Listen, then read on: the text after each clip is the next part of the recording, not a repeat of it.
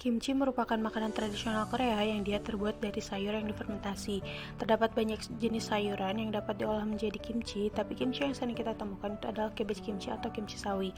Fermentasi sendiri merupakan proses pemecahan senyawa organik menjadi lebih sederhana yang melibatkan mikroorganisme yang bertujuan nantinya untuk proses pengawetan makanan alami. Nah, di sini saya akan menjelaskan sekaligus mempraktekkan bagaimana proses pembuatan kimchi. Tahapan pertama dalam proses pembuatan kimchi adalah proses penggaraman. Proses penggaraman ini hanya dibutuhkan dua bahan, yaitu air dan juga garam. Proses penggaraman ini dilakukan karena ada banyak patogen seperti salmonella yang patogen-patogen tersebut itu tidak dapat survive dalam perendaman air garam ini. Sedangkan bakteri yang survive itu adalah bakteri asam laktat, yang mana bakteri itu kita butuhkan dalam proses fermentasi. Jadi penggaraman ini dia bertujuan untuk menghambat dan juga mencegah pertumbuhan bakteri-bakteri yang memang tidak diinginkan yang nantinya dapat merusak kimchi. Bakteri yang kita gunakan adalah bakteri asam laktat atau lactic acid bacteria. Nah, ketika si bakteri asam laktat ini dia sudah merasa nyaman di dalam air garam, nanti kemudian bakteri tersebut akan mulai memakan karbohidrat yang terdapat di dalam sayuran dan kemudian akan mengubah karbohidrat tersebut menjadi asam laktat. Sawi yang saya gunakan di sini adalah sawi yang telah dipotong ke dalam ukuran bite size, dan pastikan juga sawi-sawinya ini terlumuri dengan garam secara merata.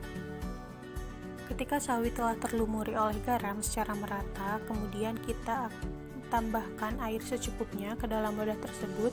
Selanjutnya kita akan menutupnya dan juga membiarkan rendaman air garam ini selama kurang lebih 2 jam.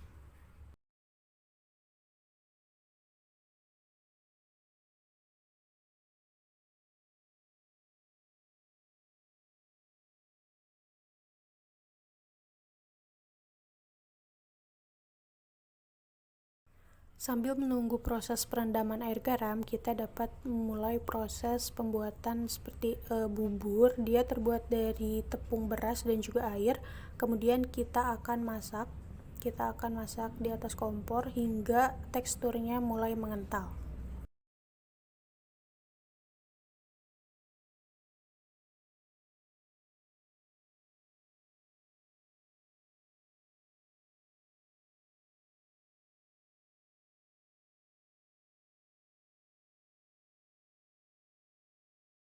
Kemudian tahapan selanjutnya adalah rinse and drain. Nah, hasil sawi yang telah direndam tadi itu kemudian kita cuci dengan air mengalir hingga bersih.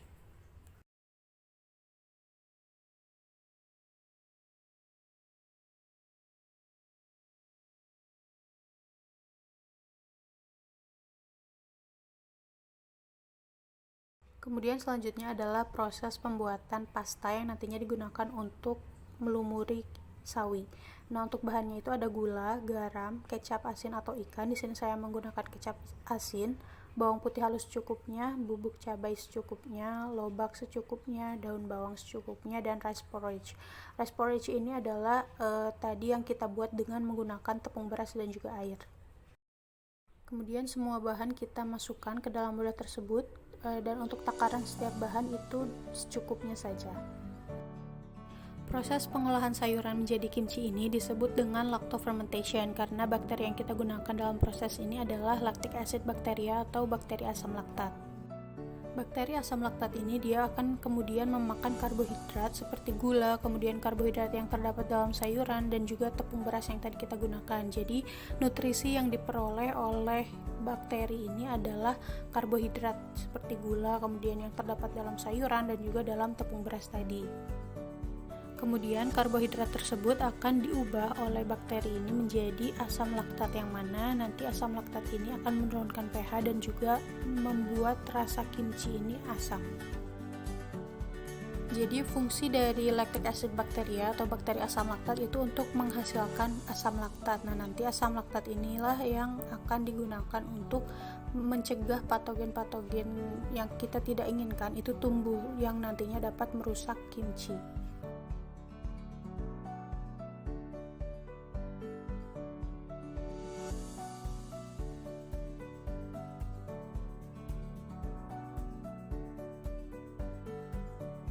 Kemudian setelah pasta dan sawi ini tercampur rata, kita akan masukkan kimchi ini ke dalam wadah tertutup.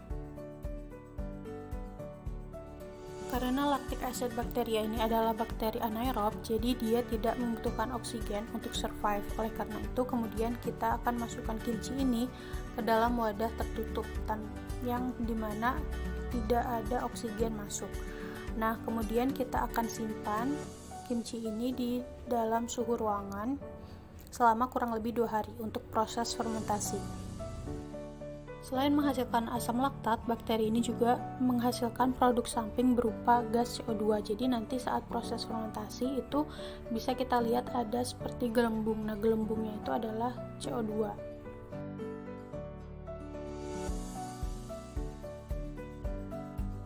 Ini adalah kimchi hasil akhir setelah didiamkan selama 2 hari. Untuk menurut saya sendiri rasanya itu memang asam, kemudian pedas, hanya saja ada bau bawang putih yang memang cukup menyegrak karena mungkin tadi di awal saya menggunakan bawang yang cukup banyak, jadi bau bawangnya itu sangat mendominasi.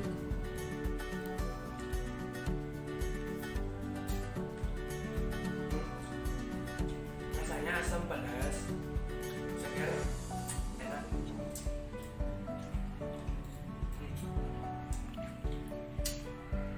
Mantap. Wanginya agak menyengat, ini teh baunya agak menyengat, tapi enak.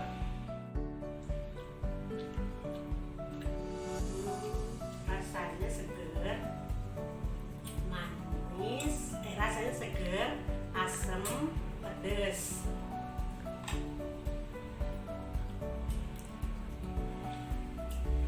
Enak, baunya menyengat, pokoknya seger deh. Itulah tadi bagaimana proses pembuatan fermentasi sawi hingga menjadi kimchi.